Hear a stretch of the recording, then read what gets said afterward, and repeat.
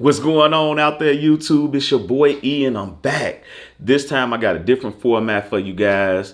What I'm going to be doing is bringing in a younger breeder that's getting into this, and he has some questions that he want for me. So we finna sit back and let you guys check us out as he presents his questions to me, and I answer them to the best of my ability. Hopefully you guys could get some knowledge from this. He has some well thought out questions, and we just gonna let you cue in on our demonstration. So without further ado, let me introduce you guys to Jid of Blowing Up Kennels. Come on in, my brother. Yo. There we go. That's us right there. All right, how y'all doing? I'm Jid from Blowing Up Kennels. And I also do bounce houses too, don't forget that. Oh, yeah, yes, sir. Located right here in Indianapolis. Another young black entrepreneur. Like the way he doing things, you know. So with that being said, we're going to go ahead and cue the intro.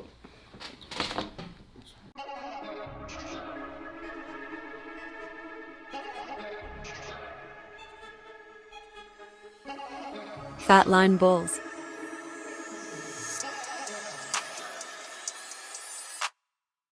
Generations of excellence. Babe fat blood is our foundation. The structure, movement, muscle mass, and definition. Signature head pieces are what we breed for.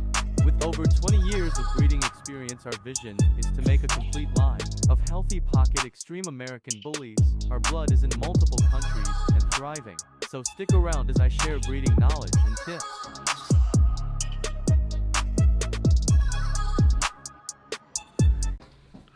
And we're back. So as I said, we're finna do this question and answer format for you guys. So G is gonna present me the questions that he has for me, and I'm gonna answer them to the best of my ability. And hopefully you guys can get some knowledge and understanding from this little session we're about to have. Go ahead. Most definitely. My first question to be to you would be like, how long you been in the dog game? In the American Bullies, I've been 10 years breeding American Bullies, but I've been basically breeding dogs since I was 12 years old. My grandma bought me a dog when my mom passed, my first pit bull, Robin, when my mom passed I was 11, you know, to try to get my mind off of it. By the time I was 12, she was getting bred. So, you know, so that's how it all started with me breeding. So with that being said, like my total breeding experience is, I would say about 30 years, 32 years, something like that. 30. Yeah. All right. Well, what made you start a kennel? Well, the kennel, I bought a dog. I had got out of dogs. I didn't have a dog for a while, and so when I got back, I was like, I was gonna buy me a pit bull or whatever, and they was like, "Nah, pit bulls ain't what's cracking no more." So it was the American Bully. So I ended up looking, and I found this female pup. I think it was like in Lincoln, Illinois, or something. It was like 5 hours away from Chicago. I drove down there. She was a Lotta Gotti granddaughter, which was a inbred Juan Gotti son. So that was my first American Bully female, Mama Mia, True Blues Mama Mia. So then my girl that I was with at the time, you know, I was always talking about wanting to, you know, start a kennel, and I'm like, you got to do this, that. And, you know, she just like, why don't you start one? Like, you know dogs, you just do it, basically, you know. And so, I mean, I just started there, you know, and started putting the pieces together, really doing my studying on breeding and pedigrees, because breeding these dogs is not the same as the breeding techniques that we use when breeding pit bulls or Rottweilers or shepherds. It's different breeding techniques that I use to try to get the desired result that I want from my breedings. What is it that you know now that you wish you would have knew in the beginning? As far as what American Bullies is, don't chase. Whenever you chasing, you gonna lose money, you're gonna make mistakes, you're gonna buy subpar products. And when I say don't chase, I mean like you might see a popular stud and you like, oh man, I gotta have something off of that dog. And you only paying attention to one thing. You got blinders on. Long as they say it's a golden child pup, you don't care who the mom is. But the mother gonna give you 60 to 65% of the genetic code that's gonna impart on these puppies. So why wouldn't you be concerned on the mother of the puppy that you buying, or the type of female that you breeding to this stud that you chasing? You got so many people that get into this and they buy a $1,500 female, and then I'm a breeder to a $10,000 stud. Like, you can do what you want, but that's not gonna produce the type of the type of quality that you want. Because usually, unless you really know somebody and they giving you something, because that's giving you a good dog at $1,500. So that's the thing that I wish I'd have knew in the beginning. Don't chase. Me chasing dogs from certain studs, I lost out on a lot of money. I got scammed. And it's people going through the same thing. But the bully game, the thing about it is we cannibalize ourselves, because it'll be one person, certain people, and they beating out people and won't nobody speak up on it. So if you don't know and you try to do business with them, then what? You get beat out too. And then the way that the bully game goes, like if you speak out on it on Facebook, all they're gonna do is block you. You know what I'm saying? Block you and keep it moving, and they still got your money or whatever. So, but to answer your question, just don't chase. Right. Don't chase. Be patient, and build from the bottom up. Okay. What has been your biggest loss? My biggest loss, I would say last year was my biggest loss. Because I lost Ticket, which was bred off of my girl Mutiny that I produced, a big boy daughter. I bred her to Grand Champion Lotto, which was a Rocco son. I lost him and his sister last year, and and I also lost a litter. Like, it's been a lot of L's, that come with these dogs. It's stuff that people ain't gonna tell you on Facebook. Most people, when you taking L's, you don't want it to. But everybody, if you be around and you dealing with this dog game long enough, you gonna take some L's. Some dogs gonna die. Some females ain't gonna take. Freak accidents. People gonna. Co-owners gonna mess up stuff. Like, shit happens basically. So it's part of the game. I don't dwell on the losses, because it hurts, but you deal with it. You give it a little time, and then you have to move on. It's just that's just life. You can't just stay stuck in the mud when things don't go your way.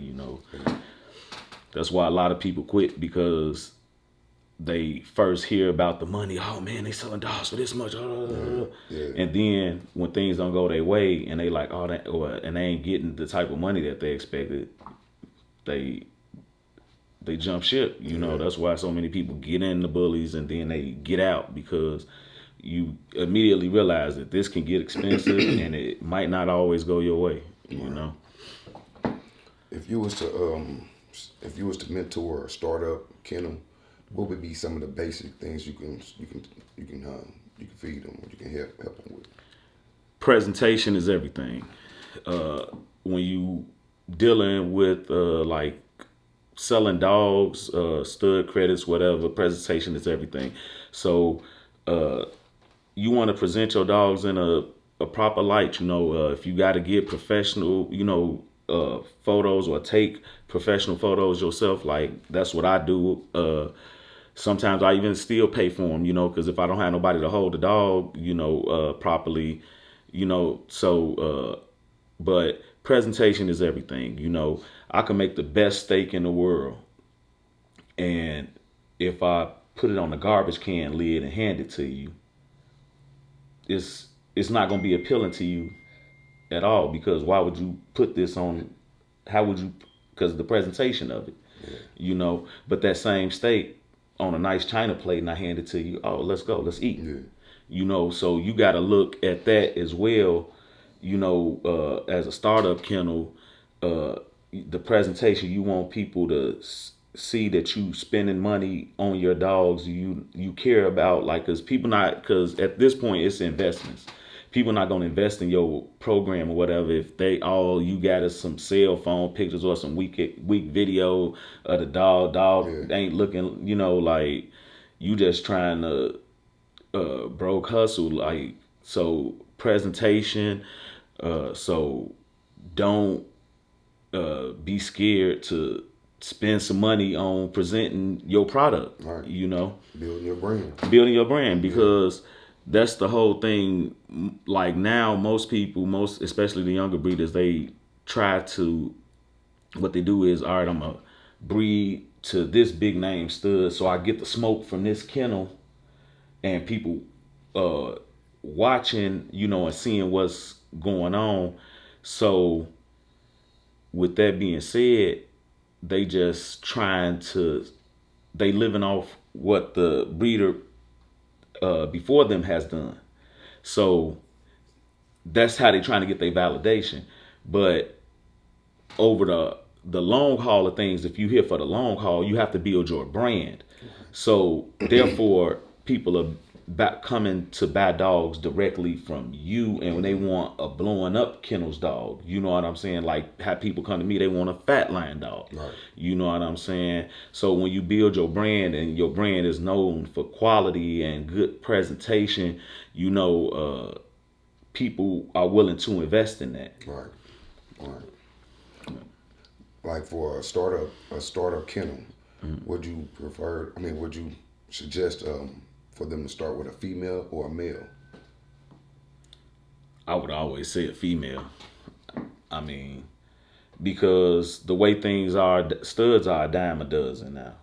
I mean, if you're gonna invest some real money and you're trying to start a kennel, you got to have a foundation, bitches. You know what I'm saying? Like, you got to have a bitch that really plays the part. You know, and it gives you more options with the female. You know, because if you even if you do get a nice stud, you buy a dog and you buy a nice stud. Okay, who's gonna breed to him? Are you gonna be able to put the type of money, time, and effort to get him out to the shows, trained, and all that? Because you're gonna have to do a lot more work with that male than you would as opposed to if you got a nice ass female to start with. You know what I'm saying? To get her out there, boom. Now, oh, okay, I'm a breeder to this stud. Oh, boom, that's a nice breeding with the blood or whatever. So that'll get you further. You gonna be sitting around with a male like, hey man, why don't you breed your female to my guy? But, you know, and that's what you see a lot of, like when people now, they buy a male and they, on everywhere you go, they trying to post them to breed them to your female or whatever. And usually people are not gonna breed to that because you're not known like that. You know what I'm saying? Like, unless the dog got some smoke behind it, you know. So I would say get you a female, a foundation female that's bred well, has the look that you want, and build off of that. Speaking of bitches, would you suggest them to breed on a second or third heat, or I breed my bitches on a second heat. Second heat. Everybody different. Some people breed on their third heat. Some people don't breed their bitches until they 2 years old. It's to each his own, in my opinion. You know, but when I breed my bitches, I like to try to breed them, get their breeding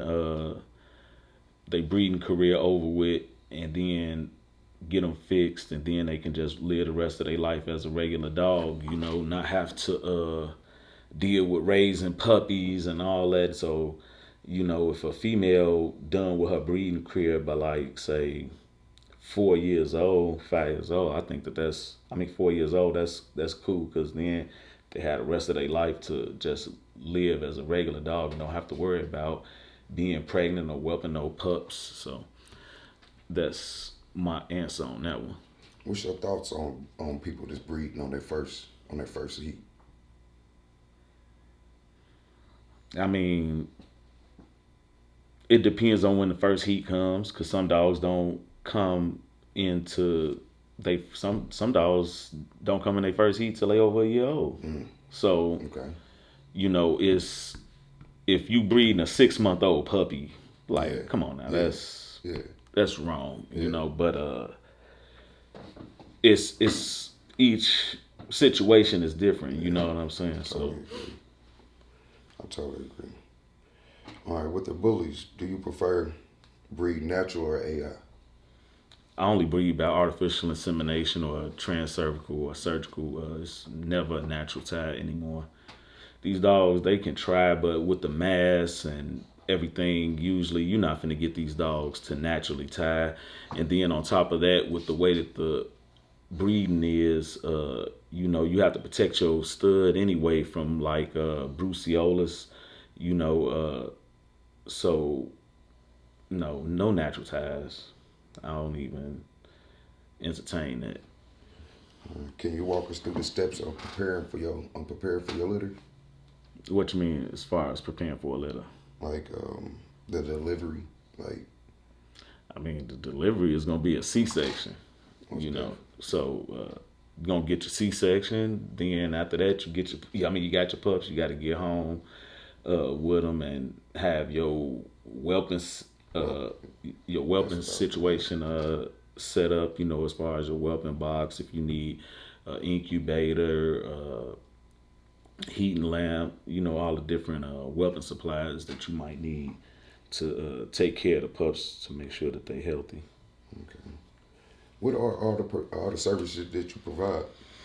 That I provide in my amazing creations, my reproductive service is progesterone. We provide that's regular progesterone and reverse progesterone. You heard that, and reverse So testosterone. and people think that it's two different things. The reverse progesterone is just using it in reverse as opposed to telling when the female is ready to be bred. It's using the progesterone levels to tell when she's ready to deliver the pups, when you can have a C-section for the pups. So we provide that service. I provide artificial insemination, transcervical inseminations, ultrasound, semen analysis, shipping, semen collection and preparation for shipping. Yeah, anything breeding related. That's my thing right there. So I'm talking about. Yeah. All right. Where do you see your kennel in 5 years? 5 years. To be honest, in 5 years, I think we're gonna be expanded a lot more. I think more of a household name. I got more ideas and things on the horizon that's coming as more of the marketing and promoting and still producing next level high caliber dogs and just honing in on our craft even more, getting into more and more generations of fat line dogs so that the consistency is still what it is from here all the way until there.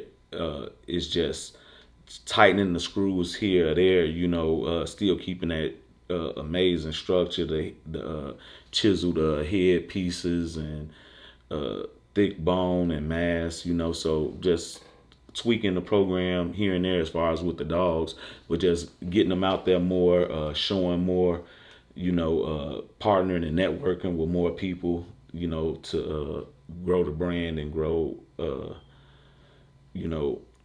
push our ceiling more. Yes, sir. Yes, sir. Yes, sir. Any services that you want to add? Oh, I do photography and videography. So, I got people that use my services for that as well. But all of this is a byproduct of being a breeder. Like as a breeder, you wear 100 different hats. Like if you really, because you got to try to make things cost effective. I'm not rich. I've been doing this all this time, by myself without the support of having backers or whatever, people that just done invested in me so I could put the money in the places that it need to be, so I made the best of what I could and use, my knowledge to really expand on where I can get, with these dogs. So now that I'm in a better position, it's just time to, make things even bigger and better with the dogs, Most definitely. I'm definitely getting with you with that drone, man. Definitely getting with you with that. All right. If you promoting your brand, what makes your kennel different than the rest? What make my kennels different than the rest is the consistency. My dogs are built off of Champion Baby Fat, which I produced off of Fatty, which was a big boy daughter, and Oro. It's just generations of badass females. That's what I'm known for. Every female that's in my camp is next level, pedigree next level, the structure, the, she-males. Yeah. That's what sets my program apart. Not only the fact that I have she-males, like all my dogs have very strong rears, very good movement. We don't do the crippled dogs or dogs that can't move or breathe or, just messed up rears. Like that ain't what we breeding for over here, Man, I ain't gonna lie, man. That'll wrap it up for me, man. I'm hoping that'll help some other people out there that got some, that got some questions that they don't know how to ask, Oh yeah. So, guys, if y'all got some more questions, you know what I'm saying, drop them in the comments below. I'm gonna answer it. If this type of content y'all like, I'm gonna try to do interviews like this from time to time to just give y'all a different perspective, and see what other breeders would want to know. And since he got me right here, he was able to ask the questions and get some sort of understanding. And hopefully it's a help for you guys too. So if this type of content y'all like and subscribe. Help me build up that YouTube algorithm. If you want to donate to the channel, I'm finna drop that Cash App down below. So we always trying to bring you better content, so you guys can check us out and really grow as a breeder, or just knowledgeable about dogs. You know what I'm saying? 'Cause that's what I love. We in the cave, we kicking it, and we're saying that we got dogs, but y'all ain't seen the dog yet. So I'm gonna let Nushi. I'm gonna close it out and let y'all see Nushi. Come here, Nushi. No. She's around the sun. Oh, there she goes. Right there. Come here, girl. Come here, boo.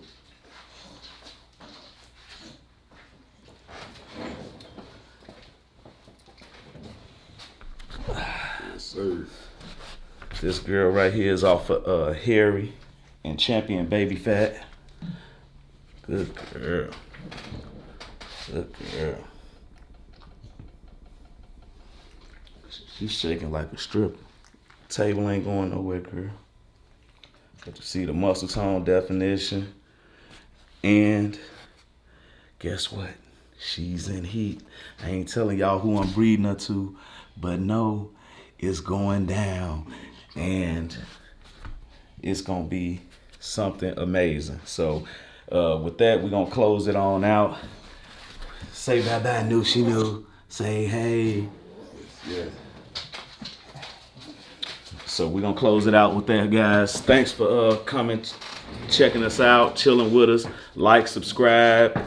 Yeah. Come join the Fat Line family. We almost to 1,000 subscribers. Once I get to 1,000, I'm gonna start going live so y'all can ask me questions live. Hey, and like I said, if you want to, donate to the channel. It's your boy E, and we out.